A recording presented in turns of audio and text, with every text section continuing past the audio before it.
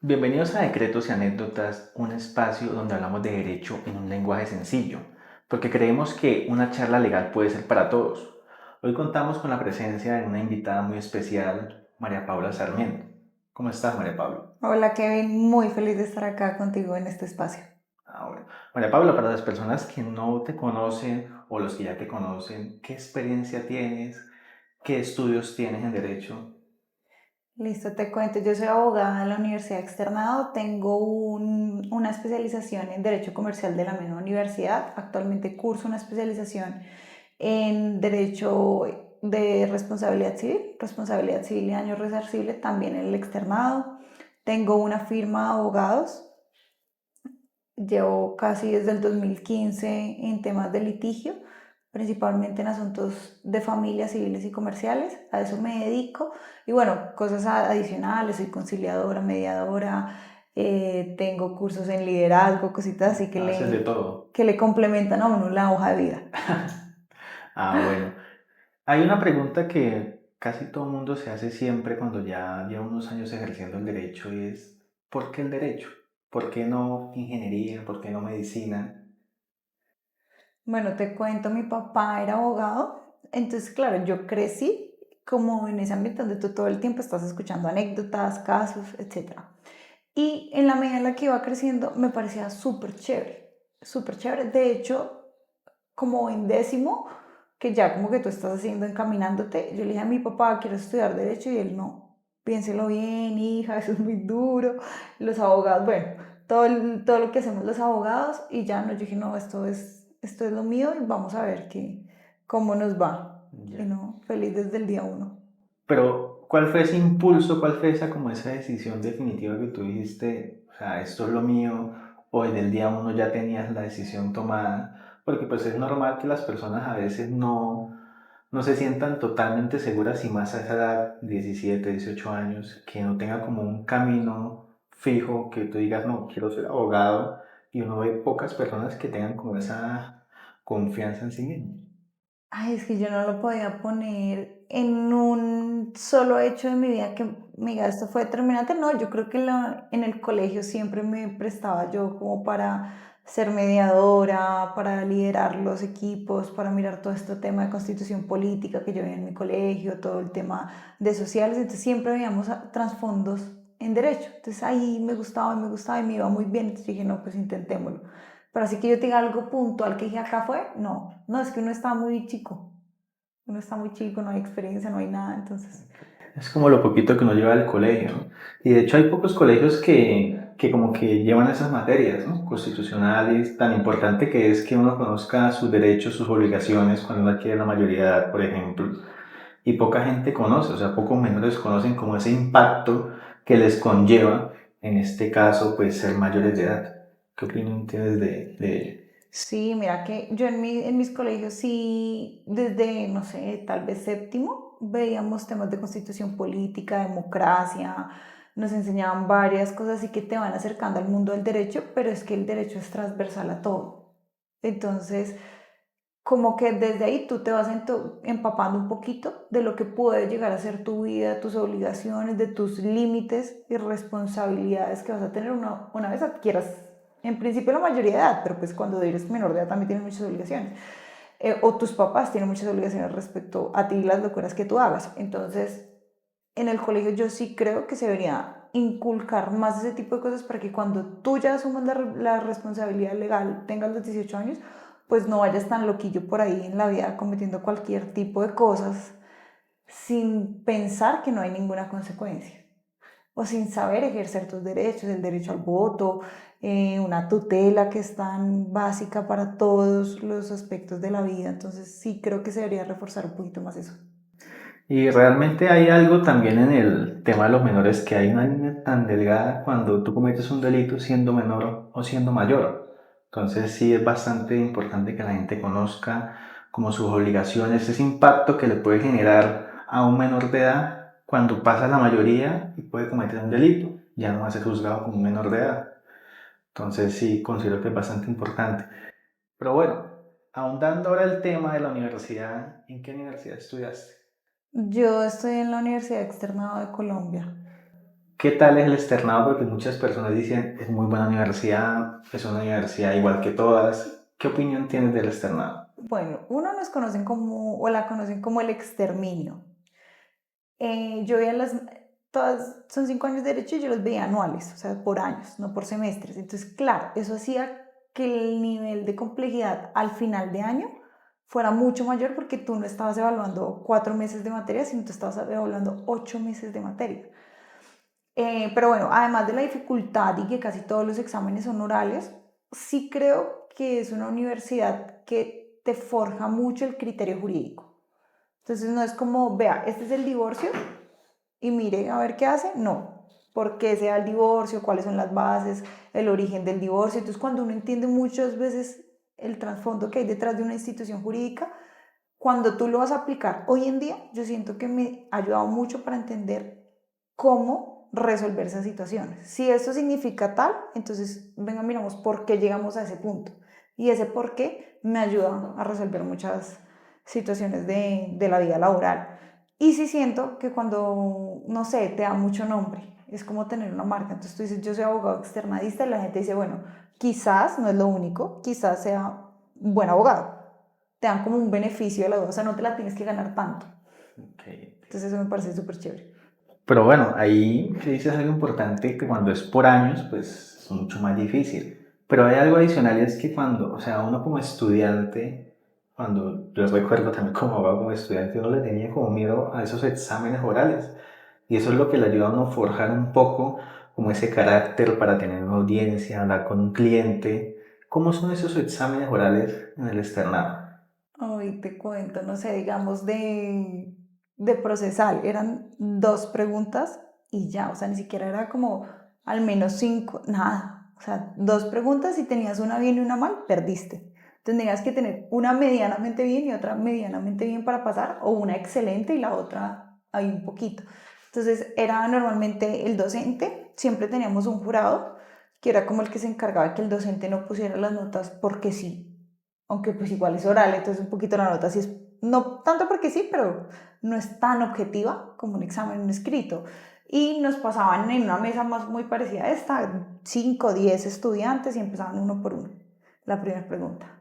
Y luego la segunda pregunta. Y ya ese era todo el examen. Uno salía, esperaba todo el día porque eran cátedras de en primer año éramos casi 200 personas. Imagínate, yo soy Sarmiento.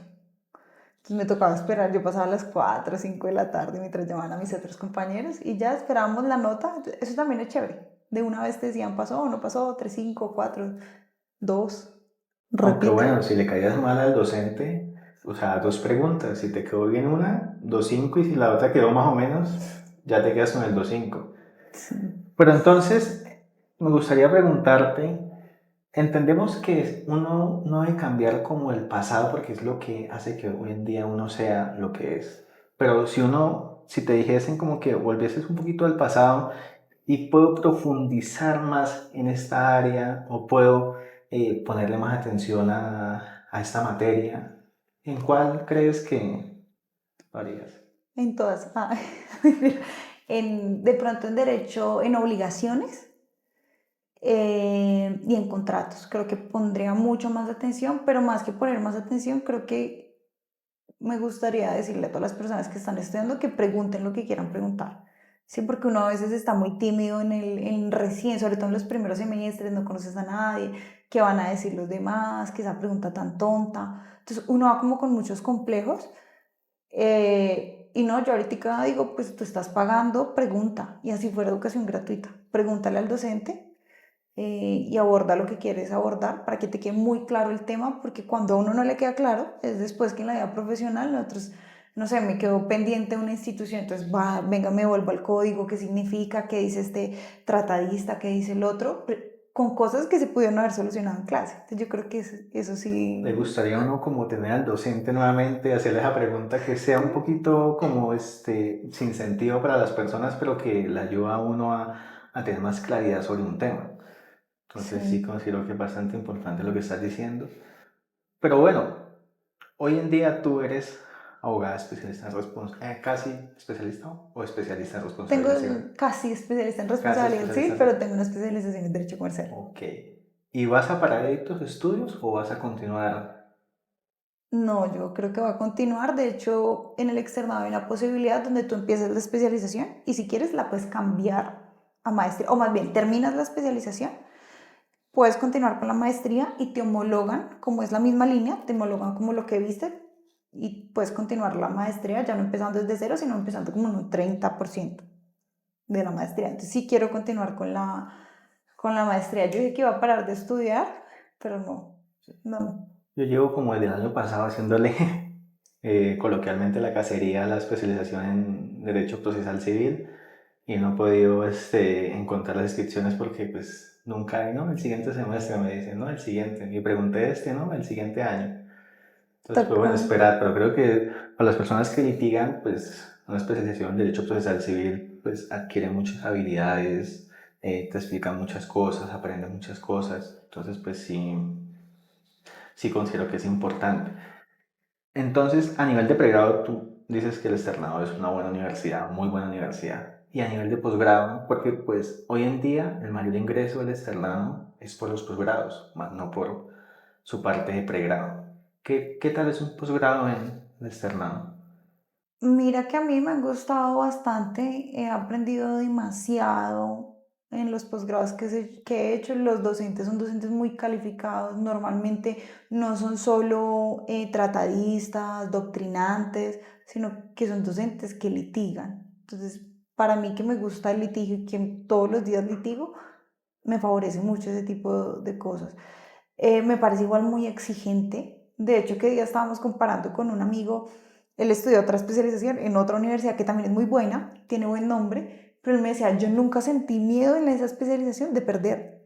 En cambio, en el externado, uno sí siente como el pánico de que va a perder, tienes que sacar mínimo 3,5, no sé cuánto será lo de otras universidades, pero entonces sí siento que como que uno tiene que esforzarse, te exigen mucho más y a la final la exigencia hace que te formes mejor como profesional.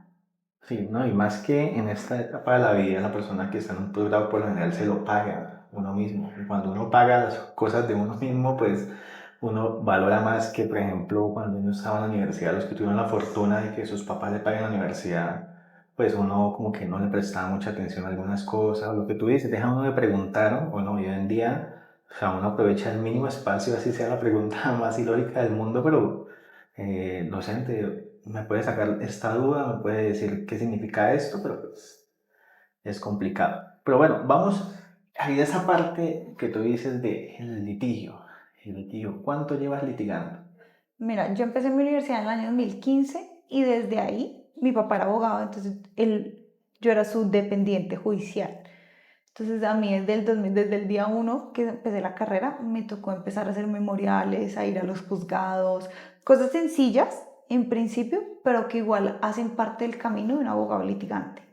Y ya luego terminé, yo hice, en el externado tenemos que hacer consultorio jurídico en quinto año, yo lo hice, y de judicatura escogí la judicatura también en el consultorio del externado, que era como monitora. Entonces, primero, quinto año como estudiante, y ya cuando tú eres monitora, pues tú tienes estudiantes a cargo y pues de todos ellos hay que estar pendiente de los procesos que llevan ellos. Entonces, yo tenía, creo que eran 120 procesos de mis estudiantes. Entonces, esa fue como que yo dije, no, definitivamente esto me gusta, esto me gusta, esto me gusta. Y ya tenía muchos procesos a mi cargo y me encantaba. Y ya después de ahí terminé y dije, vamos a litigar. Y me lancé como independiente.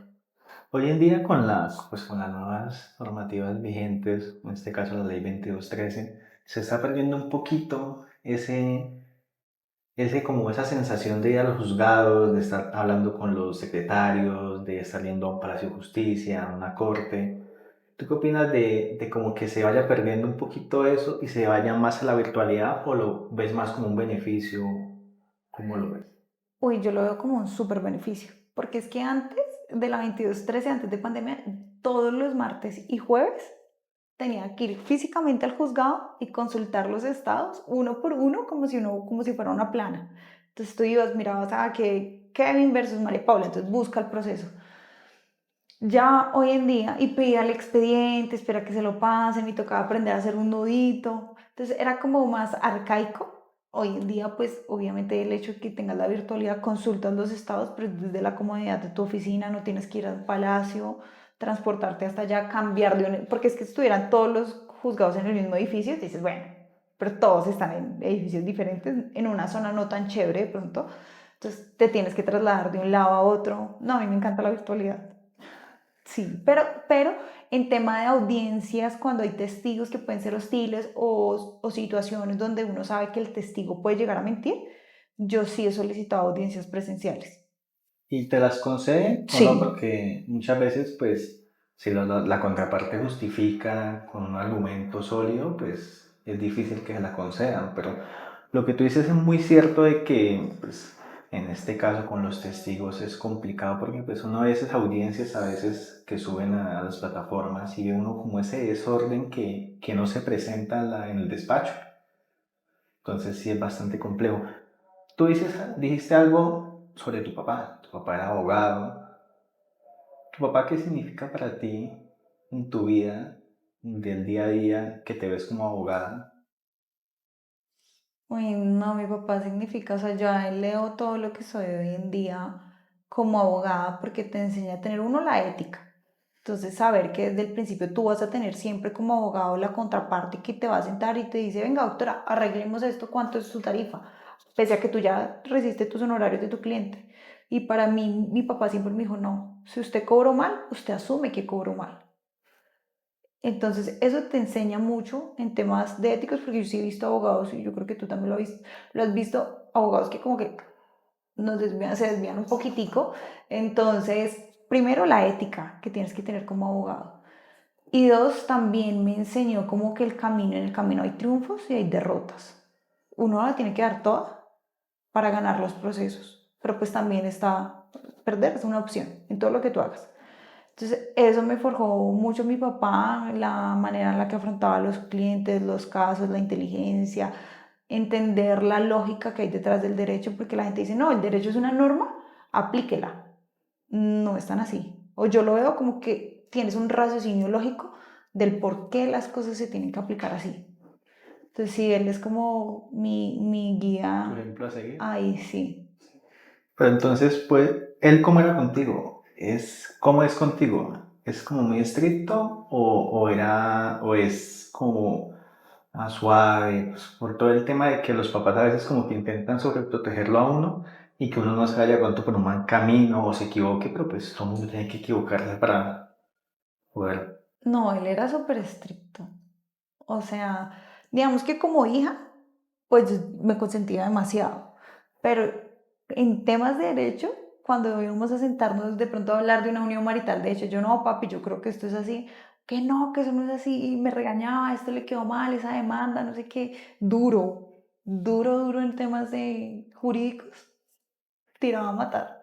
Bueno, pues a veces eso es importante que por más de que sean familia de uno, pues sean honestos con uno y digan la verdad. A veces esa dureza hace que se forje uno un poco como con ese carácter que uno debe tener como abogado, porque ser abogado litigante no es fácil. Si uno a veces es como muy suave, pues poco va a tener éxito en sus casos, en sus procesos y es complicado. Pero ahora me gustaría seguir hablando de esa parte litigante. ¿Cuál fue el primer proceso que te enfrentaste tú sola y dijiste, uff, esto es un desafío complejo? Que, que tú puedas recordar pues brevemente en este momento. Digamos que fueron dos así muy técnicos porque era contra una aseguradora y necesitábamos mirar si había o no había reticencia en el contrato de seguros. Entonces, como que me tocó, fue mi primer demanda donde yo de verdad me senté a estructurarla desde cero, los argumentos, las pretensiones, qué hechos sí, qué hechos no. Esa fue como muy retante para mí, esa demanda que presenté contra esa aseguradora. Seguros. ¿Tú qué opinas de esos contratos de seguros que es tan difícil para una persona del común leer un contrato de esos? O sea, que tú te sientas a leer el contrato y aparte del formato que se lo dan, que es un formato de una hoja con letra pequeña, que ¿tú qué opinas de esa práctica y si crees que está bien, si se puede mejorar? Lo que pasa es que yo creo que la mejora sería educar más al consumidor. porque también entiendo las aseguradoras y tú sabes que para uno como abogado no es como por ser leguleyo, pero uno se pega de una palabra. Y si hay una palabra que dice, por ejemplo, una I, slash O, una cosa es la I, otra cosa es la O. Y tú de ahí te agarras para ver qué procede en determinados casos, cómo se entiende la norma. Entonces yo también entiendo las aseguradoras de por qué son tan técnicas en sus contratos. Pero yo creo que eso toca es educar más al consumidor. Yo sí creo que un contrato no lo podemos poner en términos, a pesar de que nosotros tratemos a través de redes sociales hacer que el consumidor entienda lo que va a firmar, que la gente se empape un poco más de sus derechos, creo que no podemos perder la forma de los contratos. Pero ¿no crees que también a las aseguradoras le falta como ser más didácticas, explicar mejor como pues al consumidor, porque es el derecho de que le expliquen lo que está firmando y eso en la práctica se ve poco, o sea, ya no, uno, o sea, muy pocas veces, por ejemplo con Mafre sí he visto que ellos sí se toman la molestia de explicar los contratos a sus consumidores, pero la mayoría de aseguradoras no lo hacen. Sí, pero mira que fíjate que eso consiste en educar al consumidor, no en cambiar el contrato. Entonces yo creo que ahí sí debería haber que desde el colegio a uno le vayan enseñando sus derechos, que en la vida adulta uno se pueda empapar más de sus derechos, pero que cuando tú vas a tomar este tipo de seguros con una parte fuerte, igual estén en la obligación de informarte bien qué es lo que vas a firmar. Bueno, y exigir. Sí, Porque pues cuando uno está ahí sentado, pues uno les puede exigir si uno ve que no están haciendo las cosas con el deber ser. pero tú cómo reclamas un derecho que no conoces. Exacto, eso es lo complejo. Pero bueno, María Paula, me gustaría preguntarte, ya que estamos hablando de litigio, ¿cuál es ese caso, no más difícil, pero sí de pronto más incómodo que has tenido, sea porque te ves inmiscuida en la mitad de dos partes, o sea porque se meten contigo, son ofensivos? Ay, no, a mí me han pasado muchas anécdotas. Una vez estamos en una diligencia de un desalojo y el abogado de la contraparte me dijo payasa. Porque yo creo que el tema de ser mujer en el litigio, aunque cada vez hemos roto más las barreras y yo tengo un carácter muy fuerte y yo me sé sobreponer sobre ti, no voy a permitir que me respetes, que me respetes, sí siento que nos toca un poquito más duro en ese sentido. Entonces, cuando yo me enfrento con contrapartes muy adultas, con hombres muy adultos, me toca más duro. Me toca tener un carácter más fuerte, ser muy tosca de pronto cuando no quisiera hacerlo. Entonces, esa vez me dijeron payasa en la mitad de una diligencia. Y yo estoy segura que si hubiera sido un hombre, cero hubiera estado esa palabra de por medio, porque era un contexto bien agresivo. Y otros casos así que me hayan parecido como fuertes, no, es que yo trabajo mucho con temas de familia y ahí tú ves cosas, mamás que han tenido que soportar cosas increíbles, mujeres que de pronto yo no puedo tocar el tema porque es un tema penal, no lo manejo yo, pero cuando tú me estás contando la historia de cómo tuviste tu familia en un contexto bien fuerte, yo creo que hay comportamientos que se encausan dentro de la tortura. Un hombre que calvió a su esposa, la obligaba a escuchar solo música clásica, en Es su que eso casa no podía existir otro tipo de no podía poner un música, Bad Bunny o no algo, ¿no? nada. Porque Nada, nada, la dejaba sin ropa, entonces ella tenía que caminar, no la dejaba salir de la casa y ella tenía que caminar, pues hacer todas sus actividades completamente desnuda, porque la tenían en un total sometimiento a esa mujer. Entonces es bien fuerte cuando tú empiezas a tocar esas fibras como tan sensibles que tú dices, no, ¿cómo un hombre va a cambiar a su esposa? O sea, uno como que está muy aislado de esa realidad y cuando tú estás en asesoría y en consulta con los clientes, no es una cosa que te lo cuentes al panadero, normalmente no se lo cuentas a nadie. Entonces, eso sí siento que ha sido muy fuerte. entiendo. Bueno, hay dos temas que me gustaría tocar, que es el de violencia intrafamiliar. Pero al inicio dijiste algo sobre ese machismo en este ámbito legal, pues con las mujeres. Tú me estás diciendo que viviste una situación pues incómoda, pero más allá de pronto esa incomodidad que se puede generar por ese conflicto, que es un caso tan complejo como el desalojo, que pues todo el mundo está como, mejor dicho, de los pelos. Entonces, me gustaría preguntarte, ¿cómo se vive un día a día siendo abogada, pues lidiando con ese machismo a veces que hay pues, de parte de los hombres en este ámbito? Mira que yo he aprendido a no ponerles mucho cuidado. Entonces, si tú me dices a mí en la mitad de una diligencia, eres una payasa, yo te voy a ignorar. Bueno, aunque Sí, ahí ya cuando se llega a una ofensa ya pues se pierden todos los argumentos, ya ahí no sí, hay, o sea, nada que debatir. exacto. Entonces yo no te voy a discutir, yo no me voy a salir de mis casillas y creo que lo que me ha ayudado, yo hice un curso de liderazgo empresarial y te enseñan mucho a modular tus emociones. Entonces uno como abogado piensa que el mejor abogado es el que más pelea y el que más grita y el que más... Entonces, ese curso me ayudó mucho como a controlar mis emociones y yo no dejo que la contraparte me saque de mis casillas, así me diga lo que me diga. Entonces, ese abogado fue supremamente fuerte conmigo y yo nada, yo seguía como si no me hubiera dicho absolutamente nada. Entonces, él ya se empezaba a descomponer al ver que no me descomponía a mí. Entonces, creo que esa es una técnica que a mí me ha funcionado bastante. E igual yo digo, yo no peleo porque pronto cuando ven una cara bonita que es abogada, entonces como que también te toca entrar a pelear un poquito más, pero pues yo voy a pelear jurídicamente.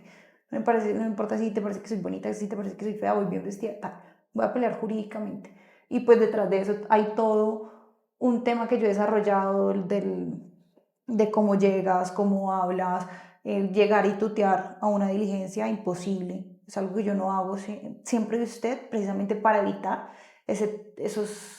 No, no me parece mal, pero esas confianzas en una diligencia, pronto cuando tú eres mujer, no está tan chévere. Entonces, son varios tips así como chiquiticos que yo he ido desarrollando, como para poner una barrera y nos respetamos o nos respetamos. ¿No? No, perfecto. Pero bueno, algo medio polémico. ¿Qué opinas sobre esa cuota en las altas cortes que debe haber mujeres, pues dependiendo del número de magistrados que haya? ¿Qué opinas de eso? O sea, ¿crees que debe ser así o debe ser más por mérito de la mujer, del hombre que asuma el cargo? Ay, no, muy funable, pero yo sí creo que debería ser por mérito. Yo no creo que uno... Entiendo que hemos sido históricamente vulneradas en muchos derechos, pero tú hoy no tienes la culpa de lo que pronto fue la generación de tu abuelo, como hombres, ¿cierto?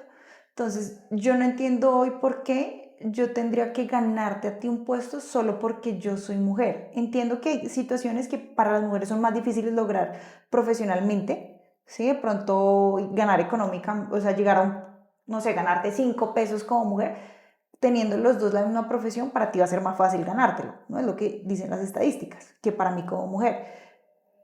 Pero pese a eso, yo creo que las personas que están en los tribunales tienen que estar por mérito, porque ahí no se llega que porque yo soy mujer, no, es que tú te estás tocando la justicia de 1.000, 2.000, 10.000 casos que llegan a tu tribunal. Tiene que ser una persona completamente capacitada para estar. Entonces, cuando tú pones una cuota en un tribunal de que no, cada 3 magistrados una mujer, mínimo, o paridad, 5 y 5, 5 hombres, 5 mujeres, y si unos o los otros no cumplen con los requisitos, ¿sí? Entonces yo digo como el hecho de ser mujer, uno no lo puede poner a discutir sobre los derechos de los demás, porque claro, tú como mujer tienes derecho a ocupar ese cargo, pero tú como mujer, jueza, maestra, lo que sea, también estás no jugando, pero sí tienes en custodia los derechos de los expedientes que llegan a ti, y si tú no estás calificada para hacerlo, o hay alguien más calificado. ¿Y no crees que, por ejemplo, estas cuotas en este caso generan a veces como más machismo en vez de generar como ese sentimiento de decir, no, esa mujer está ahí es porque se lo merece, no, esa mujer está aquí es porque está cumpliendo una cuota y de pronto había una persona, un hombre más calificado para ese puesto? Sí, total, Bien. total. Pero bueno, me gustaría tocar un tema ahora, que es el tema de la violencia intrafamiliar.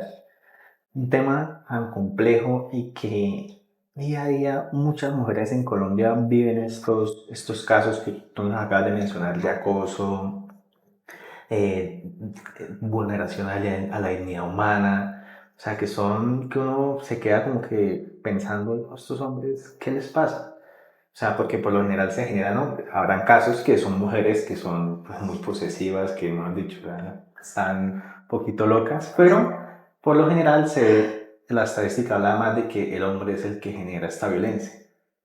¿Tú qué le puedes decir a una mujer que hoy en día está sufriendo esta violencia y ella no está dispuesta a aguantar, pero no sabe qué hacer? Mira, uno, que las mujeres entiendan, porque no, hablemos en general, hombre y mujer, que entiendan que la violencia no solo son los golpes, porque eso es un tema que dicen, no, es que él no me ha pegado, no, no te ha pegado, pero te trata con groserías, o te dice usted es una boba, una inútil, una inservible, buena para nada, mantenida todo el tiempo, eso es un tipo de violencia. Frente a ese tipo de violencia, yo sé que hay mucha gente que no le gustan las comisarías de familia, sin embargo a mí como abogada me ha ido muy bien las comisarías de familia y normalmente frente a la violencia las comisarías actúan de manera inmediata. Y tú dices, ay, pero si solo le dije boba, no, qué pena, pero es que tú no tendrías, yo no voy por ahí tratando al celador de bobo. Pero entonces ese tipo de comentarios sí son más viables que se presenten en contextos familiares. Pues una boba, una ridícula, una tonta. Y si tú te pones a mirar por fuera, tú no eres capaz de decirle eso a cualquier persona. Entonces, sí le diría, uno, denuncie, así sea el papá de sus hijos. Eso no le va a pasar nada, más bien es un llamado de atención, oiga, yo no tengo por qué aguantarme su grosería. Y que el primer paso lo haga ante comisarías de familia. Y ya después si quiere continuar con el trámite penal, también lo haga porque Fiscalía pues también es competente para conocer los delitos de violencia intrafamiliar. Entiendo. Pero bueno, tú que manejas temas de familia, ¿tú has llevado a alguien alguna vez algún caso que tú nos puedas decir, bueno, el que nos acabas de contar, pero un caso distinto que tú digas, uff, esto es, o sea, tenaz con lo que le está sucediendo a esta mujer? Uy, no, es que muchos temas de violencia fuerte. Una vez me tocó una violencia de papá a hija. Y el señor no permitía, ya la niña tenía, la joven tenía 20 años y ella no podía conocer un novio, no podía salir con sus amigos de fiesta y el papá, o sea, esa niña era solo el papá. Y a pesar de que el señor estaba fuera del país, pagaba detectives, la chica la seguían, le tomaba fotos, si ella empezaba a hablarse hoy con un muchacho, el papá inmediatamente lo buscaba por redes sociales, aléjese de mi hija, lo voy a matar, usted es un tal por cual, le alejaba a los amigos, o sea, era un tema que yo decía, guau.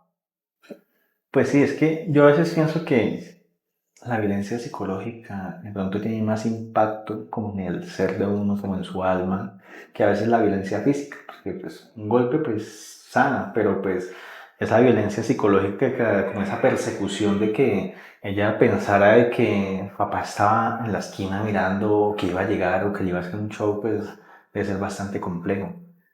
No, y mira, o sea, alejar, una cosa es que te hagan el show, tú el show, listo, bien, ¿Alguna vez te han hecho un lo show? llevas, no, jamás, ¿No? no, no, no, pero lo puedes tolerar, dice, sí, duró media hora el show, se acabó el espectáculo, pero te alejaron tus amigos porque tu pareja no va a volver a querer salir contigo, no, mira, de pronto tu papá es de dudosa procedencia, es como un poquito peligroso, un comerciante de alto riesgo, entonces no vuelvo a salir contigo, y es ese tema de aislarte que yo creo que fue tan fuerte en este caso.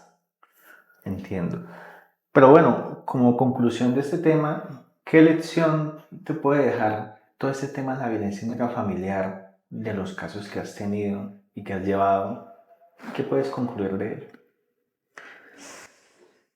Ay, no. Mira, de pronto, a modo de conclusión, que uno debería denunciar desde el momento uno. Yo no les estoy diciendo que uno no tenga, ya cada uno decide si perdona o no perdona a nivel de familia lo que esté pasando internamente, pero las denuncias son muy buenas. Las denuncias te dejan trazabilidad para una eventual demanda. Las denuncias muchas veces ayudan a que la gente pare de ese tipo de agresiones que uno de pronto no es consciente que le maltratan a la persona, ¿sí? Si yo te digo todos los días bobo, de pronto yo digo, pues es algo como mínimo, yo creo que no te vas a sentir mal por eso, pero de pronto sí, y en ese de pronto sí es que tenemos que entrar a actuar. Y además evita que la violencia incremente, que es ahí donde llegan todos estos casos tan trágicos que tenemos. Entonces, denunciar desde el momento uno me parece que es la conclusión, la mejor conclusión a la que yo he podido llegar y es lo que siempre recomiendo y siempre le digo a la cliente. Mira, puede que uno igual, yo también defiendo hombres en temas de violencia intrafamiliar.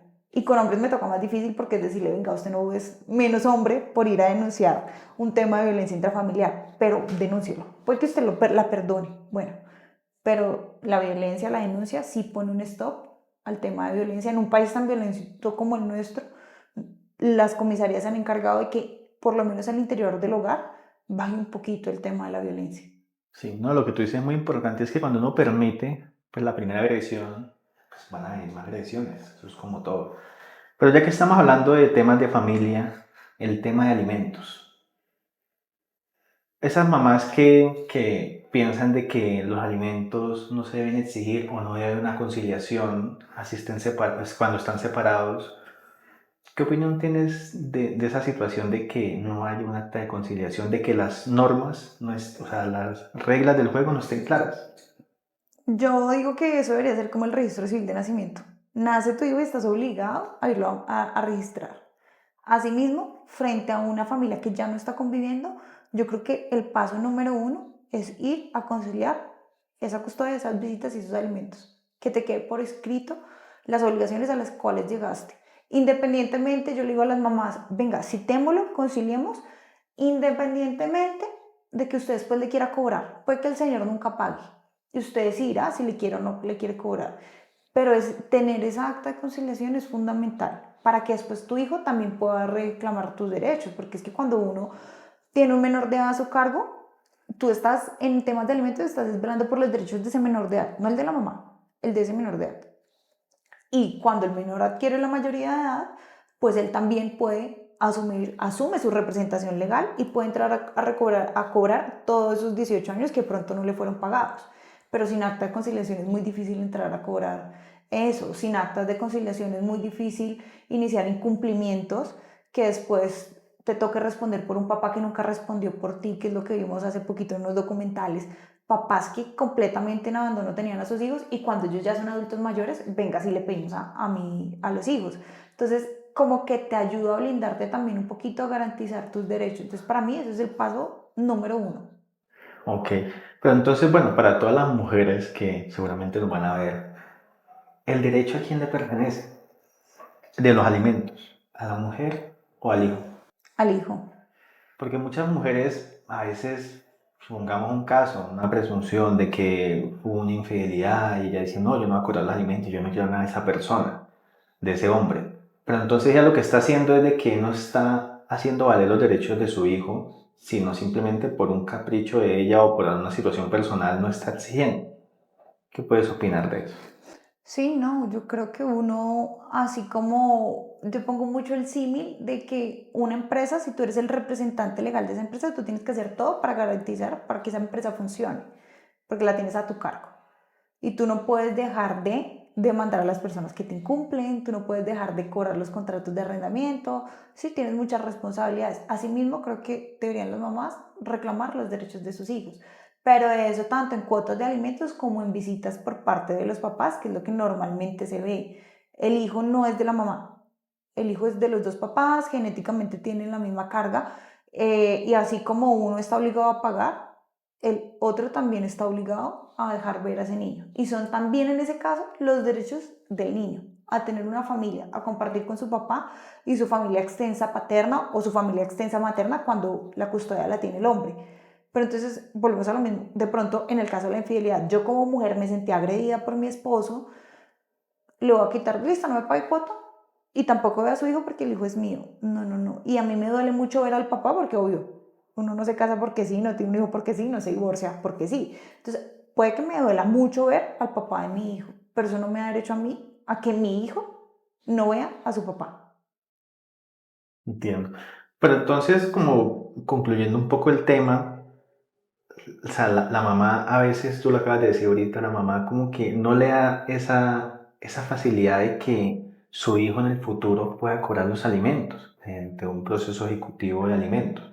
Esos procesos, ¿cómo son? ¿Cómo se lleva a cabo ese trámite cuando un papá nunca le ha dado nada a un hijo y llega a la mayoría de edad y dice, yo quiero cobrar estos alimentos porque necesito esta plata para estudiar, para la universidad, para X o Y? Digamos que tenemos dos situaciones. Si tenemos acta de conciliación de cuando el niño era menor de edad, adquiere la mayoría de edad y él mismo puede contratar a su abogado e ir a cobrarle al papá lo que nunca pagó. Si no tenemos acta de conciliación, pues entramos en un dilema porque a ese joven le toca citar al papá, que el papá acepte darle una cuota de alimentos y después esperar que la pague. ¿Mm? Entonces es un poco mucho, demasiado demorado. Entonces, si tú adquieres la mayoría a los 18 años, a los 18 años normalmente hoy en día los jóvenes ya tienen 2 semestres de estudio. Un proceso se te está demorando 2 años.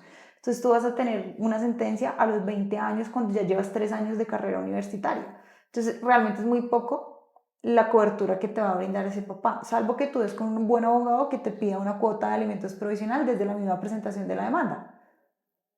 Entonces digamos que son casos que con acta de conciliación facilita mucho más la vida a todas las personas. Entiendo. Bueno, entonces, pues para todas las mujeres que nos ven, por favor, acta de conciliación de alimentos. Concilien los alimentos, así estén en buenos términos, así estén felices, porque desde que las cosas estén claras, pues nunca van a haber tropiezos. Hay un tema que ha sido un poquito movido en las plataformas, que es el tema de Aida Merlán y el señor agropecuario. Lo que se conoce públicamente es que este señor no le da absolutamente nada al hijo. Si usted fuese asesora jurídica de Aida y tiene más o menos este contexto, ¿qué haría? Yo creo que las mujeres tenemos que renunciar a una idea y es que yo soy más o menos mujer porque yo no le cobro alimentos al papá. Entonces, claro, me siento mucho más mujer porque yo puedo mantener solo a mi hijo. Y yo creo que en eso no consiste la maternidad. Entonces, en ese orden de ideas, el papá está obligado a pagar y eso no me hace a mí ni mejor ni peor persona porque yo le cobre sus obligaciones. Frente a esa situación, uno, yo creo que se podría, por lo que vimos que se compartieron algunas capturas de pantalla, hay un tipo de violencia intrafamiliar donde ella podría ir a denunciarlo en una comisaría de familia. Lo único en las comisarías de familia es que tiene solo 30 días para denunciar. Entonces, si hoy es 20 de septiembre, tendrías que denunciar hasta el 20 de octubre esa violencia intrafamiliar en comisaría. En fiscalía el tiempo es más amplio. Entonces, eso es primera cosita como para tener en cuenta. Y dos, inmediatamente lo citaría para que se fije en un régimen de custodia de visitas y alimentos, donde quede muy claro cómo se van a distribuir los gastos, independientemente de que haya capacidad por parte de ella para pagarlos, porque es también la obligación de él. Entonces, sí, yo iría y que se fije y frente a la capacidad económica, si ambos tienen capacidad económica, de pronto uno dirá, es que él no está obligado a pagar, yo he visto cuotas de 20, 30 millones de pesos por un niño. Entonces, eso depende del estilo de vida que ambos le puedan dar. Entonces, sí es un tema de saber cuánto vas a pedir, cuánto está en capacidad de dar el padre para que se te constaten esos alimentos. Eso sería yo lo primero que haría. Aida, si necesita una asesora, pues acá la tiene. Pero adicionalmente, también hoy día se ejerce una violencia virtual, porque este señor salió a decir un poco no sé si sean verdades o sean mentiras, pero un poco de cosas de Aida.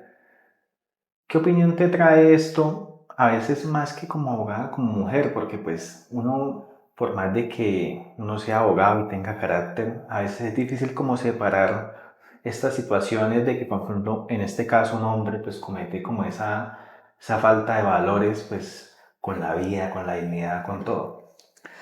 Eh, ese tipo de cosas donde tú expones públicamente a una persona en un contexto familiar podrían llegar a ser protegidas en una comisaría de familia. Entonces, ahí también habría otra, o sea, no solo los chats de todo lo que él escribía, sino que ese tipo de exposición pública también podría ser objeto de una medida de protección en comisaría de familia. Eso por un lado. Por otro lado, no, pues más allá, digamos que es ya un tema que de pronto escapa completamente al derecho y es qué triste llegar a ver cómo las redes sociales se prestan para este tipo de situaciones donde estás atacando a una persona que a la final vas a tener que ver por los próximos 18 años y que no le puedes negar a tu hijo que lo vea o la vea porque es la mamá o es el papá y tiene derechos a, salvo que no garantiza los derechos de ese menor. Entonces, si yo te dejo al niño y de pronto tú eres un padre irresponsable y te vas de rumba con el niño, pues obviamente ahí no siento. Pero en términos generales, normales, vas a tener que seguir en una relación donde el único afectado normalmente es el niño, porque normalmente a pesar de que yo sea una mujer muy consciente y quiera no hablar frente al niño mal del papá, hay situaciones familiares donde tú estás hablando con, no sé, con la mamá y es que el papá, el agropecuario dijo tal cosa y no me lo aguanto más, el niño va escuchando todo eso y que a la final le estás hablando es mal del papá. Sí, y todo ese contenido que hay a lo largo del tiempo, ¿no? Necesariamente no lo vea ahorita, sino lo vea después. Eh, ¿Qué opinión tienes sobre que la persona no conozca, las personas hoy en día no conocen el impacto jurídico de sus decisiones? O sea, en este caso, pues él dice, no, yo, por ejemplo, salgo y digo un poco de cosas de esta señora, pero no soy consciente de que luego se me puede iniciar una acción legal. Mira que frente a eso hoy en día, yo que estoy tanto en redes sociales, me empapo mucho el tema y es el tema de responsabilidad.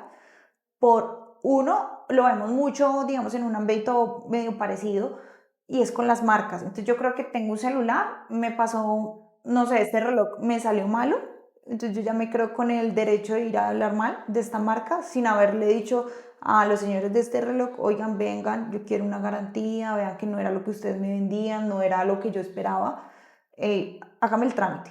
Y salgo yo, creo un video, daño una imagen, daño una marca y eso hoy en día es cuantificable. ¿Cuánto vale tu imagen en el mercado?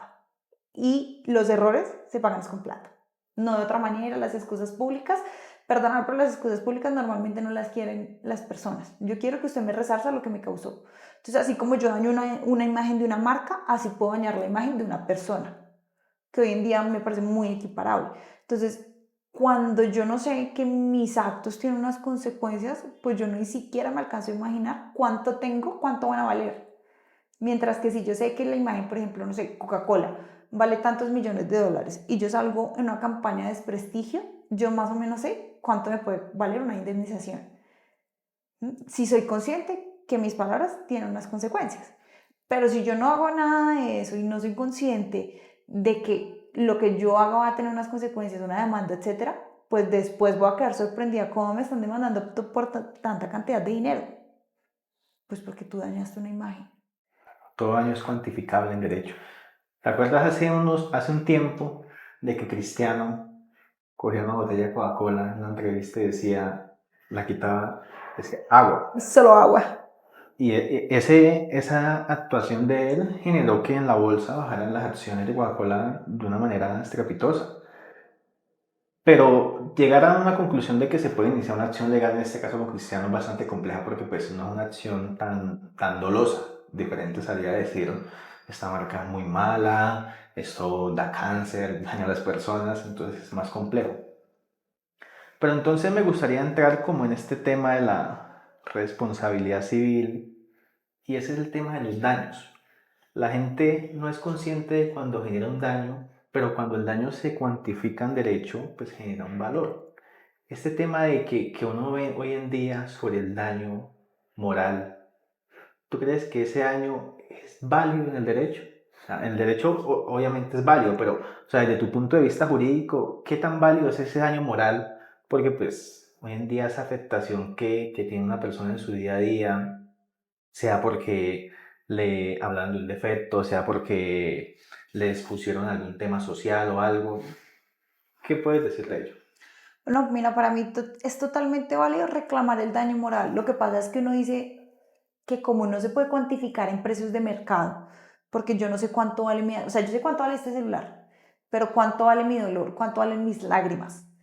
Eso es lo que no podemos cuantificar. Entonces yo puedo decir, tengo un daño moral porque claro, o sea, tú me dañaste y yo lloré todo un año todos los días. O sea, tu daño fue tan grande que me hiciste llorar. Yo como, ¿por qué tenía que haber llorado? Sí, yo soy una mujer alegre, ¿yo por qué tenía que haber llorado por lo que tú me hiciste? Pero entonces el tema es, ¿cuánto vale ese sufrimiento? Y en ese cuánto es que tenemos unas tablas de la corte que son muy, que uno dice, pero ¿cómo sacaron este valor? Porque estamos hablando de 100 salarios mínimos. Dependiendo del caso, de pronto el daño moral, de pronto más, menos, 15, dependiendo si es cónyuge, si es el hijo. Entonces tú dices, a veces tú dices, es mucho. Se queda corto a veces. A veces tú dices, la verdad, esa situación que está viviendo esa persona es muy dura. ¿No? Entonces, a una persona que pierde un papá, ¿cuánto vale el dolor de perder un papá? O sea, ¿cuánto más lo vas a llorar? Si me lo quitan a mí teniendo 5 años, de pronto fácilmente pierdo el recuerdo de él, pero si me lo quitan a mí a los 15, a los 20 años, son vida probable hasta los 80, entonces yo voy a tener 60 años de ausencia, digamos que mi papá viviera hasta que yo tenga los 45, entonces 25 años, donde yo todo el tiempo voy a estar diciendo, ¿qué sería mi vida si yo tuviera un papá? Entonces tú dices, yo sí creo que se debe reclamar, se tiene que seguir reclamando y es un daño que tiene que ser resarcido. El problema es cuánto vale ese daño, que ahí es donde uno empieza como a tambalear un poquito. ¿Por qué crees que hay tanta diferencia entre el daño que genera el Estado en tema económico y el daño que genera una persona natural, o sea, un privado?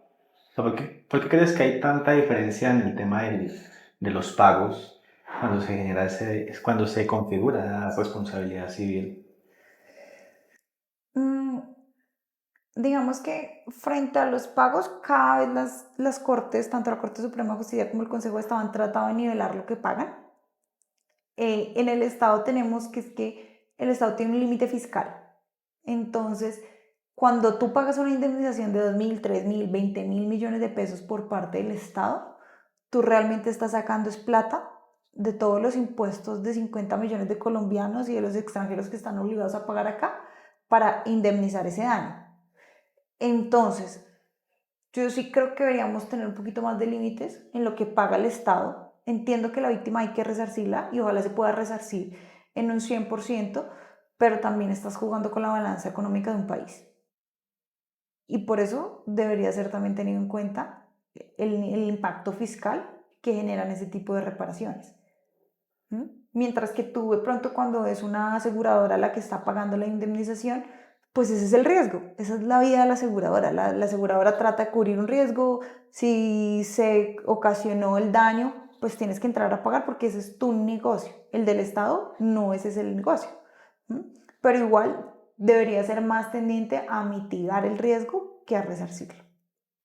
Entiendo, perfecto. Bueno, yendo un poquito al desenlace, me gustaría ya cambiar un poco de tema y si es, ¿qué le dirías a una persona que quiere ser abogado, que quiere estudiar derecho, porque hoy en día, según las estadísticas, está disminuyendo la cantidad de inscripciones pues, para ser profesional del derecho?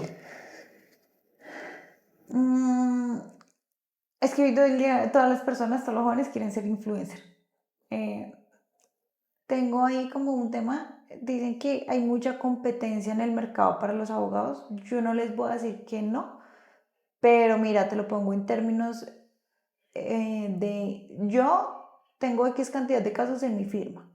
En solo Bogotá hay 8 millones de personas mal contadas. Así yo quisiera atender el 1% de esa población, yo no puedo. Yo, María Paula Sarmiento, físicamente en mi estructura no doy para atender tantos casos. Que digamos que eso se da en el 1% que manejan temas de los que yo manejo. ¿Tal? Entonces yo digo, por más de que yo los quisiera atender a todos, no voy a alcanzar. Entonces va a haber negocio también para ti y para el otro abogado. Lo que pasa es que uno sí tiene que entender que el mercado es agresivo y entonces tienes que saber cómo entras a competir en el mercado. Pero yo les diría, si es por temas de competencia, que hay mucho abogado, pues sí, hay mucho abogado muy bueno y hay mucho abogado muy malo. Y no todos se en derecho. Exacto. Entonces, yo diría, ese no sería un limitante para mí hoy. Y no es que yo siento que por más inteligencia artificial siempre vamos a utilizar a los abogados, entonces dos, ese tampoco sería un limitante para mí. Lo único que sí les diría es que si lo quieren, si quieren estudiar derecho, lo estudien, pero con la convicción de que quieren ser abogados, porque muchas veces se tiende, mira, y cuando yo entré a la universidad, muchos de mis compañeros estaban ahí porque el tío era abogado, porque el papá era abogado, su abuelo había sido abogado y era el legado familiar. O porque se espera que a los abogados, doctor distinguidísimo, doctor, entonces como que te da socialmente un estatus mayor quizás, o así es percibido, no estoy diciendo que es así, pero se percibe como que un abogado tiene un mayor estatus social. Entonces, claro, yo voy a ser doctor abogado. No lo hagan por eso, háganlo porque realmente les gusta, porque al que le gusta le sabe, y cuando uno le gusta lo que hace es más fácil trabajar jornadas muy largas. Yo trabajo al día a veces 14, 15, 16 horas, cuando toca no dormir, no dormimos y continuamos. Y eso es más fácil cuando te gusta lo que haces. Entonces ese sería como el Bueno, y consejo. si le gusta el café también, porque para trasnochar, pues, Claro, imagínate. toca cafecito todo el tiempo sin falla. El mercado es cambiante, tú lo acabas de decir, el mercado pues va cambiando, pero pues también cambia su forma en que se venden los servicios. Hoy en día se puede combinar ese aspecto, por así decirlo, influencer, que yo creo que se va más a un aspecto comercial, porque uno se tiene que adaptar al mercado. Tú tienes pues una amplia cantidad de seguidores, manejas tus redes sociales, todas las plataformas. ¿Tú qué opinión tienes de un abogado que hace contenido, que crea contenido, que no solo es abogado, es creador de contenido? Mira que yo fui, no voy a decir la primera, pero yo empecé a crear contenido recién salíamos de pandemia. Em, y a mí, en su momento, me dieron muy duro que porque que hacía una abogada tan chistosita y yo hablaba temas serios, o sea, yo no ni me reía. Hasta ahorita es que hago un poquito de videos un poquito más diferentes, más de mi vida personal. Pero yo en ese momento solo era temas jurídicos y la gente, algunos te decían que tan chistosa es abogada haciendo videitos para TikTok. Y hoy en día eso te da el plus. Eso, hoy en día eso me tiene posicionada en un mercado. Entonces, a mí sí me parece que los abogados deberían darse a conocer a través de redes sociales, pero también entender cuál es el objetivo que tú quieres tener a través de redes sociales. Porque yo, y una de las críticas que más me hacían a mí es que yo te hablo de temas de unión marital de hecho, y yo puede que en un video te diga unión libre. Y la gente, los abogados, ay, mucha bruta, es que es unión marital de hecho. Mis clientes no son los abogados. Mis clientes son la gente que le dicen unión libre a la unión marital, de hecho. ¿Mm? Entonces lo importante es humanizar el derecho, en este caso que se puede hacer fácilmente por las plataformas, pero pues hay algo complejo y es que es la crítica, lo que tú acabas de mencionar. Todos esos abogados que pues por lo general son mayores, porque pues la tendencia es de que cuando usted es más joven pues se adapte más fácil a esta creación de contenido. Esos abogados que critican, que, como tú lo acabas de decir, ¿tú cómo llevas esas críticas? ¿Cómo las manejas? Porque pues entendemos que en algún punto afecta. O sea, a todo el mundo le afecta un mal comentario, algo ofensivo. ¿Cómo manejas ese tema?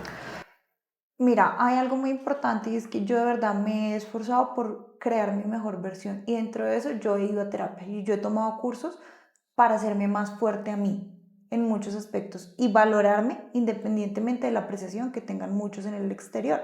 Entonces yo no salgo a buscar validación a través de redes sociales. Yo no busco que me digan, tú eres la mejor abogada, eres la más inteligente, no, porque yo sé y conozco mis capacidades, porque he hecho el análisis y sé que estudié y sé que cobro por lo que sé. Entonces, eso parte número uno, es súper importante, trabajar en uno, en tomar terapia, en ir a cursos, en crecer tú interiormente. Dos, entender que el más conocido le gana al mejor, entonces hay que darse a conocer. Y tres, que unos te amarán por la misma razón que otros te odiarán. Entonces, hay clientes que no les gusta que su abogado sea público, que tenga una vida de influencer, que cuente sus cosas en TikTok. Hay otros clientes que eso hace que ellos conecten contigo. Y esa abogada es más humana que otra, esa abogada, me gusta más la vida de esta abogada, cómo lleva los casos, como que te dan a conocer más y esos clientes son los que han cerrado conmigo. Pero sin embargo, de lo que he investigado de tus plataformas, tú nunca has atravesado como esa parte de la privacidad con tus clientes. Tú cuentas es los casos y lo que sucede. Nunca se va más allá de que tú digas nombres, digas, no, mi cliente vive en tal lado. O sea, yo nunca lo he visto. Jamás. Entonces sí es como que es complejo como esa crítica, pero pues es adaptarse al mercado. Sí, exacto. Y hay que saberlo hacer, porque pues llevo casi 4 años creando contenido jurídico en temas, en plataformas digitales, pero sí, a la final ese tipo de cosas que tú transmites en redes sociales son lo que te hace tener los clientes que tienes. Entonces también hay que hacerlo bien hecho, para que tus clientes también sean chéveres contigo. Pero las críticas siempre van a ser parte del proceso. Y ya luego, lo que te digo, a mí al principio me daban durísimo que hacía una abogada haciendo videitos. Hoy en día me dicen otros colegas, porque normalmente eso viene de otros colegas, Doc, ¿usted cómo lo hizo? Venga, ayúdeme. Y yo, de una, hagámosle. Pero cambia un poquito la Sí, percepción. sin embargo, pues yo creo que en la profesión no se puede perder como esa elegancia que tiene el abogado. Siempre se debe preservar como esa elegancia, humanizando el derecho, pero pues no dejando de lado la elegancia del abogado. Si una persona, un abogado que te está viendo ahorita, dice, qué chévere María Paula, cómo lleva sus plataformas, cómo hace ese storytelling, ¿qué consejo le puedes dar a una persona que va a empezar? Dice, voy a empezar de cero, creé mi cuenta hoy. No, que le haga, o sea, uno dice, voy a crear contenido cuando tenga el iPhone 17 Pro Max, porque ese es el de la mejor cámara. Yo inicié con un Samsung viejito, feíto, dándola toda. Entonces, si es por recursos de grabación, obviamente en la medida en la que esto te va dando plata, pues vas cambiando las cosas que tienes para crearlo. Pero hazlo.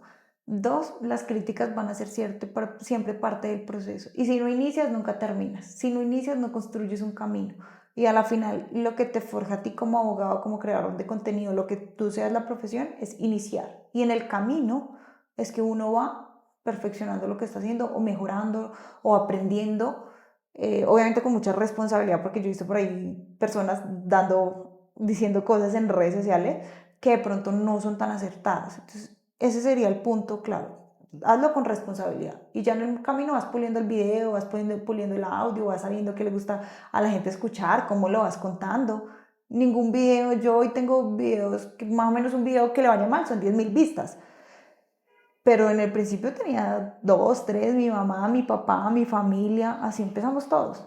Pero yo no creo contenido para ellos porque ellos no son mis clientes. Entonces la gente dice, ay, ¿qué va a decir mi amigo de la universidad? Yo haciendo videos.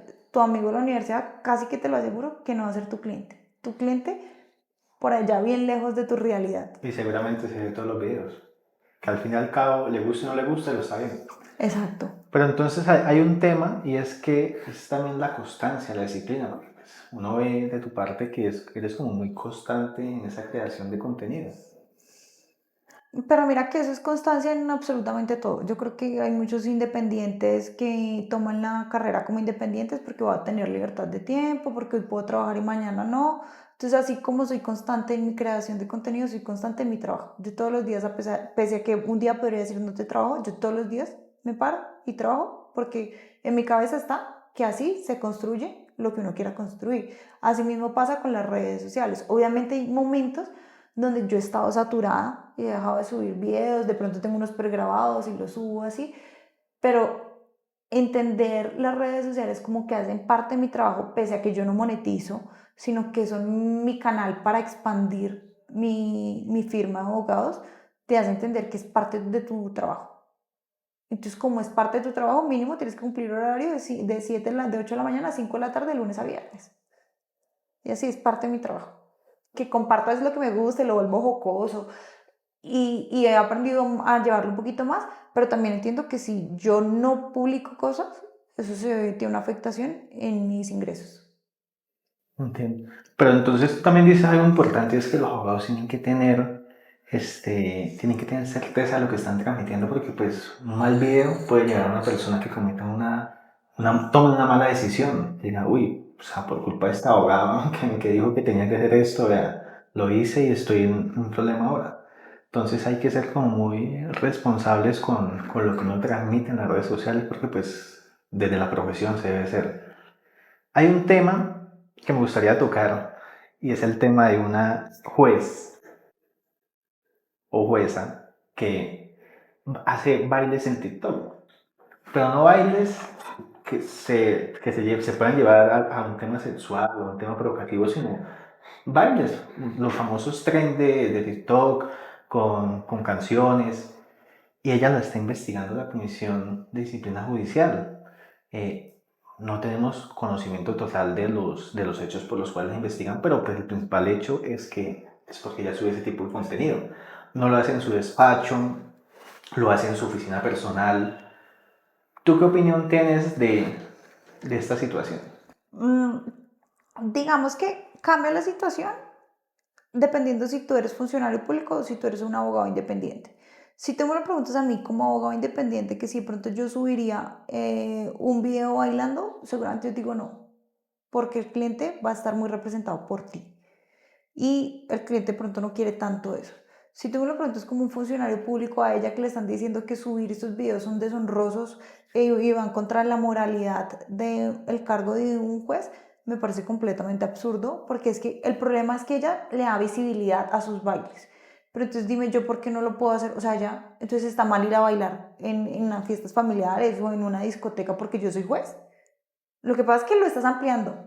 En una discoteca te verán no sé cuántas personas caben en una discoteca, 200, 500 personas, pero acá lo estás volviendo masivo, quizás 2 millones de personas están viendo tu baile, pero es el baile. ¿Y tú no crees que las plataformas son un medio público, un medio informativo? Hoy en día se puede considerar de que lo que tú publiques, pues, le das acceso absolutamente a todo el mundo. Es diferente a hablar en una situación que estés con la familia o algo que es un tema más privado, no es tan público. Sí, pero lo que te digo, depende de las plataformas como yo como independiente para vender cosas, yo no publicaría un video bailando. O de pronto no. En el futuro no sé si cambie de parecer, porque yo quiero enfocar mis clientes, mi firma, mi tema legal en otras situaciones. ¿M?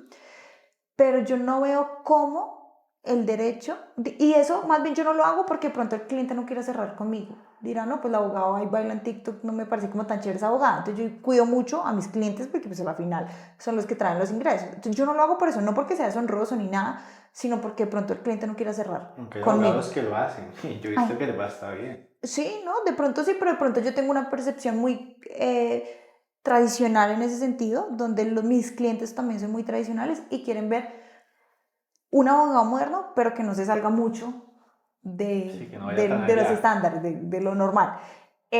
Yo no lo hago por eso, no porque a mí no me parezca deshonroso, pero si lo hiciera, yo creo que eso no afecta ni mi inteligencia, ni mi capacidad como abogada, ni mi ética, ni mi moral, nada.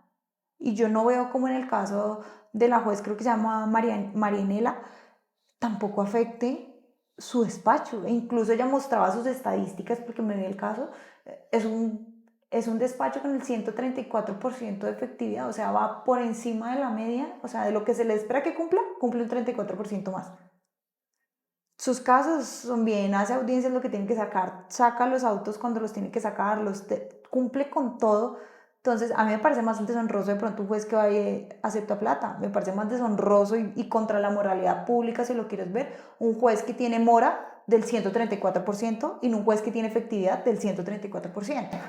Ok, pero bueno, si lo trasladamos un poco a la ética, a esa ética jurídica, a esa ética, la dignidad del cargo que tú ostentas, ¿tú qué crees de eso? O sea, que ese tipo de actuaciones va acorde con lo que tú representas ante el Estado, ante la comunidad. Claro, tú dirás que los jueces son una representación del Estado y que debería exigírseles a ellos un poquito más, pero el presidente es la representación del Estado y te lo aseguro que el presidente hemos visto de todos los presidentes, no solo el actual, cosas que uno dice, salió la noticia reciente de un burdel por allá, no sé en qué parte del mundo, entonces tú dices, ¿es deshonroso que un presidente Pero haga bueno, se eso? gastó solo Sí, 40 euros. Imagino que se será gastó solo un 40 euros, trato. pero ya está en un burdel. ¿Es deshonroso de pronto que el presidente vaya allá y que no hay explicaciones? Tú dirás sí, pero que por eso el presidente tenga que salir de su cargo, no. Pero Y entonces ahí yo creo que hay un poquito en el tema de mujer. si lo llevamos a algo jurídico, sí entiendo, pero llevémoslo un poquito al tema jurídico, y es que el presidente no tiene un superior jerárquico. En cambio, un juez se lo tiene. Pero el hecho de que el presidente es la fiel representación de la democracia. Y es casi que en temas jurídicos, él es nuestro empleado. Y no es así, ¿no? Es un funcionario público, un servidor público, nosotros le pagamos su sueldo con nuestros impuestos. Él nos tendría que pedir permiso, no porque es físicamente imposible, pero él sí igual tiene que cumplir con unos deberes, unas normas, etcétera. Nosotros le pagamos a él, así como le pagamos a la juez los impuestos y a cualquier juez del país se pagan con los impuestos. Entonces, que no le tenga nadie en la cadena, nadie esté por encima de él, igual cuestionable porque las cortes sí los disciplinan y los sancionan y tal, no quiere decir que tampoco puede hacer lo que se le dé la gana. Lo que pasa es que como sí siento que ahí hay un tema mucho de mujer, como si fuera una mujer de pronto saliendo de un burdel sería mucho más cuestionada que un hombre, eh, pero igual yo no creo que el presidente tenga que perder el cargo por haber salido de un burdel, como tampoco creo que la jueza tenga que perder el cargo por hacer videos bailando, porque eso ya es completamente su esfera, eso es en su esfera privada. Sí. Sí, no, pues entiendo la comparativa, pues efectivamente El presidente es el jefe de gobierno ante los colombianos, el jefe de Estado a nivel internacional. Pero a lo que yo voy es que, o sea, en este ámbito es complejo porque el presidente no tiene alguien que, o sea, sí tiene la comisión en el Congreso que lo puede llegar a sancionar, pero pues en la práctica eso es a veces tan complejo y muy poco se ha visto. En cambio, en este caso, cuando se tiene pues la comisión que investiga, ¿tú crees que ella se le está violentando ese derecho como a su intimidad, a su libre desarrollo de la personalidad? De pronto no a su intimidad porque son vídeos públicos, pero sí creo que se le están poniendo trabas a algo que no las debería tener. Yo no tengo que estar siendo cuestionada. Yo como abogada te lo digo, bueno, saquemos el presidente de la ecuación. A mí como abogada del Consejo Superior de la Judicatura no me puede llamar a mí, María Paula, ¿usted por qué está haciendo bailes en TikTok? Dime cómo eso afecta a la profesión. Que yo los haga público no quiere decir que eso lo haga público para que me repercutan allá en el Consejo Superior y me disciplinen, que ese es el tema que yo veo. Yo no veo qué relación tienen los bailes con el ejercicio del cargo. Y no me parece que los bailes por sí solos puedan ser una demostración de, de indignidad. No estamos hablando de un baile de pronto diferente a otra juez que por ahí salió en la mitad de una audiencia fumando marihuana, mal vestida, creo que incluso ni siquiera Sí, estaba de vestida Cúcuta. en Cúcuta, ni siquiera estaba vestida. Eso sí me parece deshonroso. Estás en la mitad de tus funciones, estás consumiendo sustancias psicoactivas, estás sin la investidura que te exige el cargo. Eso sí me parece muy cuestionable. Y aún así creo que ella no está sancionada. Ella pasó un No, proceso y al final no la sancionaron. le Entonces, revocaron pues la sanción. imagínate esa comparativa tan abismal de que algo sea como sensual a algo que no es sensual y no hace daño absolutamente a nadie. Exacto, entonces si tú me lo preguntas, sí creo que hay que evaluar el caso y a mi parecer no es deshonroso, no es nada, y si fuera un hombre el que estuviese ahí bailando, yo no creo que se le cuestionaría tan fuerte, independientemente de que el baile sea así Sí. medio exótico. ¿Y tú qué opinas, en caso de que la sancionen, tú qué opinas de acatar las decisiones judiciales? Porque una cosa es de pronto cuestionarlas a nivel jurídico a desacreditarlas. ¿Qué opinas de los abogados que desacreditan las decisiones judiciales? Bueno, lo que se ha visto, sin entrar en ese tema, lo que se ha visto en este tema con Uribe, que pues la primera instancia me gustó, hay que acatar decisiones, la segunda instancia ya no me gustó, no hay que acatar decisiones, hay que protestar, todo eso. ¿Qué opinas de? Yo creo que uno tiene que aprender a perder con dignidad. Independientemente de que el proceso de pronto no haya tenido sus fallos o no, si hay lugar a una acción de tutela, se tiene que presentar la acción de tutela, pero la acción de tutela para revocar decisiones o providencias judiciales no puede ser una tercera instancia y no puede ser para subsanar el ego herido de una persona que perdió en la mitad de un proceso. Entonces, salvo que haya una violación de derechos en la mitad de un proceso y que me avalen para ir ante un juez de tutela, yo creo que las decisiones están para cumplirse, independientemente de lo polémicas que puedan llegar a ser. Entonces, en efecto, si a ella la sancionan y no hay nada más que hacer, no hay una violación de derechos, no hay nada, tendrá que cumplirlo. De pronto la justicia no habrá operado de lo que uno cree que es justicia. De pronto no habrá operado en ese caso concreto, en ese caso concreto. Pero deslegitimar que se cumpla en este caso concreto es deslegitimar todas las veces que se cumple, o más bien todas las veces donde sí se ha impartido justicia real, material y formal. Entonces, si yo digo en este caso no porque me parece injusto, estoy avalando que en los casos donde sí hay justicia, tampoco se cumplan. Entonces, yo sí creo que debería ser, independientemente de todo el trasfondo, es una decisión, hay que acatarla. Entiendo. Bueno, y por eso están las instancias, por eso se debe seguir todo el debido proceso y hasta las últimas, pues para probar lo que uno cree que es verdad. Pero si al final no es cierto lo que uno cree, pues hay que acatar las decisiones. Mm. Bueno, María Paula, ya como para ir terminando, me gustaría que me contaras una historia, una anécdota simpática, algo curioso que te haya pasado en esta profesión. O sea, algo que tú digas como que, no, pues estaba aquí en X lado y me pasó esto que jamás me imaginé. Ay, no, ¿cuál anécdota? No, es que ya ahorita no me pasan anécdotas tan chistosas, pero, ay, no, cuando era dependiente me pasaban unas cosas muy chistosas. Una vez, antes, no sé si tú tuviste la oportunidad de ir a los juzgados y hacer el nudito en las carpetas, toca hacer un nudito y yo no sabía hacerlo, entonces yo dejé la carpeta, yo tendría 19 años, 18 años, yo dejé la carpeta tirada y salí corriendo. porque la secretaria del juzgado me dijo, tiene que entregarme el expediente amarrado, no sé qué. Entonces yo no sabía amarrar eso. Era una chiquilla, yo tiré eso y me fui corriendo. Otra vez me dijeron, pase, yo pedí el expediente, no, que está el despacho. Y yo, no importa, yo lo quiero ver, muéstrenme el expediente. Entonces, no señorita, está el despacho. Yo no entendía. Y el chico elaborando me explicó que cuando estaban en el despacho, que con respecto a la normativa, pues no me lo podía dejar ver. Pero entonces son cosas así como jocosas que me pasaron por de pronto la inexperiencia. Ya en la medida en la que uno va aprendiendo cosas, pues cada vez menos le pasan cosas así como tan bizarras, tan raras. Bueno, a mí me pasó, pues lo que tú mencionas, algo similar, pero pues yo le hice doble nudo y lo dejé ahí. Y como la semana después que fui de vuelta al juzgado, me tenían fichado, me dijo, venga, joven, este nudo se hace así, se hace de tal forma, entonces pues sí, pues lástima que se pierde como esa esencia, pero pues se agradece la virtualidad, como ya mencionamos, porque Ay, pues sí. da la facilidad también de que uno puede litigar a nivel nacional. Sí. O sea, que a veces uno tiene que hacer presencia in situ, de acuerdo, pero a veces estas audiencias virtuales facilitan mucho el tema. ¿Tú cómo llevas este tema en este caso, pues, de que de pronto digan, ella es la abogada que sube contenido, que crea contenido? ¿Nunca te ha pasado algo así en una audiencia o algo? O cuando tú de pronto subes una audiencia que dices, uy, en esta parte, en este alegato de conclusión lo voy a subir porque me parece que lo hice muy bien. ¿Nunca te ha pasado algo así?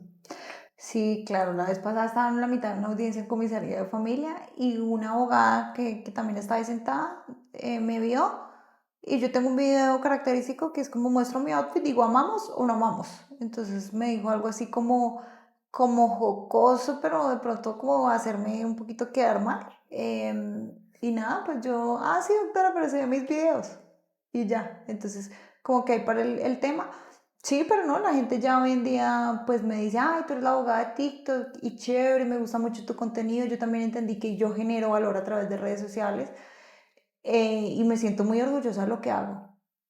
Entonces no, hoy en día no me baja la autoestima en nada. De pronto sí me da un poquito de pena, te lo confieso, de que ir a la gente que está haciendo la abogada y ya, bruto pero decidido. Allá voy, lo hago y me gusta lo que hago y sé que genero valor y la gente lo agradece. Entonces digo, no, estoy aportando un granito de arena, no me voy a sentir nunca mal por lo que hago. Entiendo.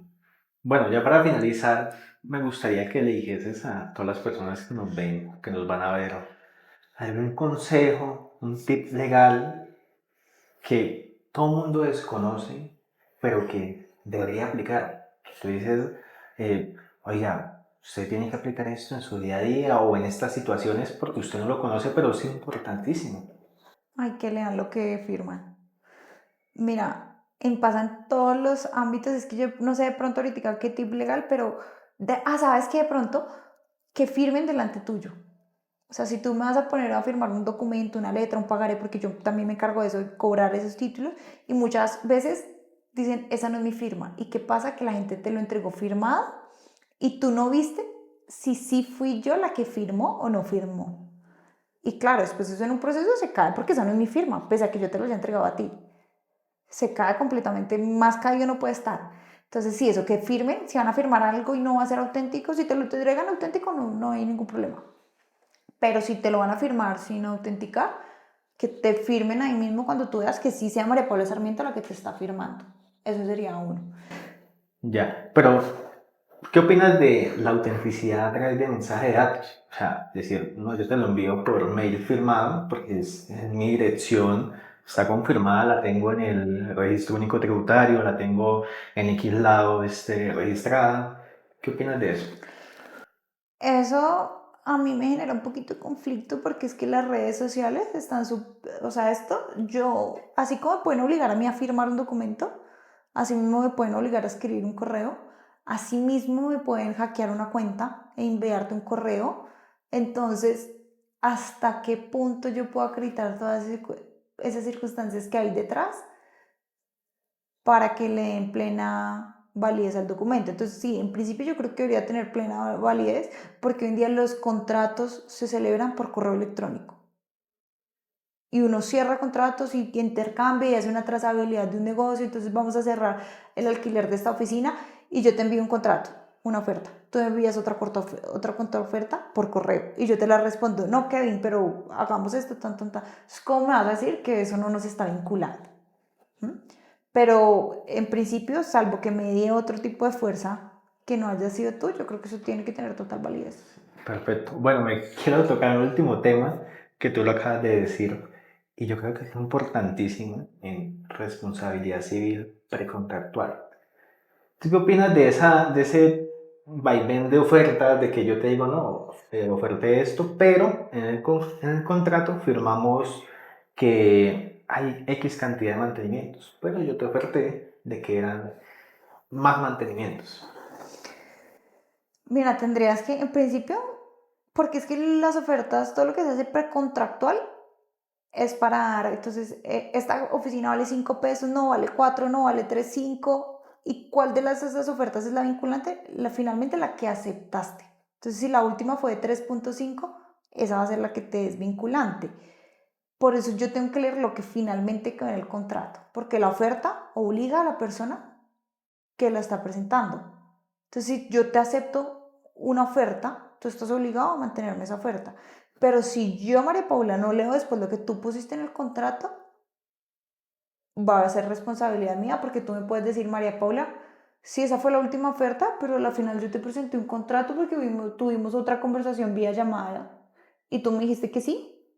Entonces, ¿cuál de las dos pesa más? ¿Tu oferta antes del contrato, que tú también firmaste el contrato? Entonces, yo sí creo que ahí, y ese es un tip de verdad, lean lo que firman. Y todos, a mí me pasa mucho que la gente va, por ejemplo, a comisarías de familia y uno siempre sale con un acta y la gente firma y no, que es que cuando yo fui a leer 5 años después lo que firmé, no era lo que habíamos hablado en la audiencia. Pero bueno, llevémoslo un poquito a un campo más específico, la compra de viviendas sobre planos. Cuando a ti te hacen promesas de venta, listo, en el contrato firmamos algo distinto, pero esas promesas que hacen los asesores comerciales, que al fin y al cabo pues hablan en nombre de la constructora, ¿qué opinión tienes de ello? Lo que pasa es que ahí sí siento que hay un tema muy importante y es que hay una posición dominante en el contrato, ¿sí? Y más que yo no lea, uno, no estamos en igualdad porque tú eres el constructor que desarrolla y tú sabes el negocio, yo no. Y dos, estás obligado a dar una información que sea real. Entonces, otra cosa es que yo te cambie la oferta del contrato, que te diga, no, hombre, Paula, no vale 20 pesos, que tú me digas, no, hombre, Paula, no te vale 20 pesos, sino te vale 25. Otra cosa es que tú me vendas no esta oficina, sino la oficina al lado, o que tú me digas, es una oficina igualita a esta, pero cuando me vas a entregar una oficina es muy diferente a esta. Sí. Entonces, y eso pasa porque el comercial, por cerrar la venta, da información errónea. Pero eso es culpa del empleador, es decir, a la final de la constructora o el desarrollador inmobiliario. No, y eso que esos contratos, ellos dicen que son contratos de mutuo acuerdo, pero al final son contratos de adhesión, es como ir a Movistar y adquirir un plan, es un contrato de adhesión, si tú dices que no, no, no, adiós señor. Sí. Y ellos dicen que no, pero pues ya está más que probado por la superintendencia que esto es prácticamente un contrato de adhesión, o sea, eso no está Claro. derecho a negociarlo, cámbiame esta cláusula, porque pues yo considero que no está bien, ¿no? Y mira, yo ahorita estoy en un litigio con una constructora que vendió todo el proyecto inmobiliario como si fuera una vivienda urbana. Era BIS y cuando fueron a desembolsar, la gobernación fue a desembolsar el subsidio, revisó y dijo, un momento, este apartamento no me aparece como vivienda urbana, sino como vivienda rural y su subsidio es para vivienda urbana, no rural. Entonces yo estoy peleando eso, venga, es que acá en la constructora, cuando fuimos, cuando fue el cliente, le vendieron que esto era urbano, que quedaba en la ciudad porque era como muy, es en Villavicencio, como que en una zona donde tú dices, no, eso tiene que ser urbano. Y lo vendieron como urbano, es más, la constructora misma decía, la gobernación está dando subsidios para vivienda urbana, vayan, tú presentabas la mitad de los documentos por la constructora.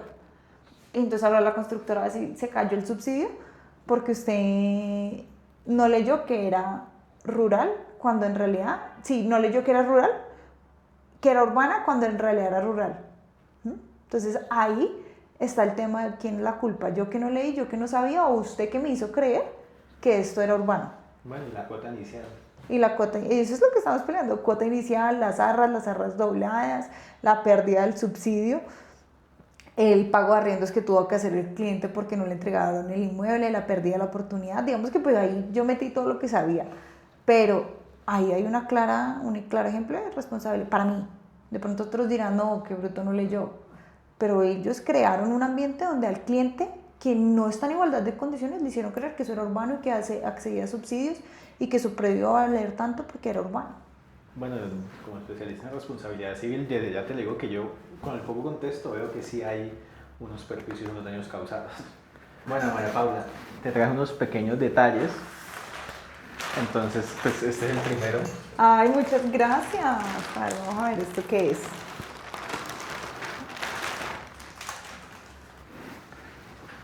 Bueno, a partir de ahora, el nuevo uniforme de la selección. No soy perfecta, pero soy abogada, que es casi lo mismo. Ay, claro que sí. Ay, está súper linda, está muchas cercano a la gracias. perfección. Bueno, Perfecto, solo Dios, diría mi mamá. sí. Otro detalle es un llaverito Ay, oye, qué cool. Tienen que ver esto un momento. que lleva el martillo de la justicia, que lleva la balanza, que lleva un código, si no estoy mal. ¡Qué cute! ¿Será que se alcanza a ver bien? Lo ponemos contra esto, miren. El martillito de la justicia y el código. El código que es la Biblia. ¡Ay, qué lindo! Y este es una, pues cuando estés leyendo un código, un libro o algo, pues ahí tienes para... Ay, no, ok, muchas gracias. Está muy chévere. Así sí vuelvo por acá.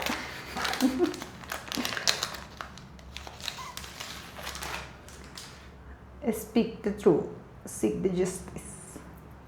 Ay, qué genial, miren esto.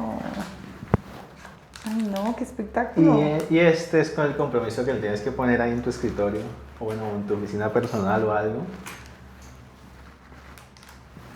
Es un dicho americano que usan las abogadas comúnmente en Estados Unidos, pero dice, we can fix a stupid, but we can... But we can give it a court date. Ay, está súper chévere. A court date. ¿Qué significa? De que pues tú no solucionas la estupidez, pero le puedes dar una cita en la corte.